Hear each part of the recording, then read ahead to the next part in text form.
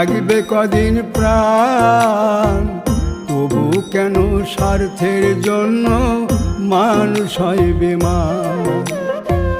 যারে তুমি ভাবো আপন, তার তো নাই তোমায় প্রয়োজন।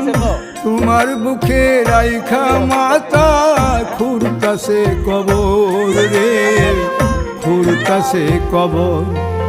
মানুষ বড়ই স্বার্থপর রে, বড়ই স্বার্থপর। বুকের মাঝে জায়গা দিলে যতন কইরা ভাঙ্গে রে অন্তর।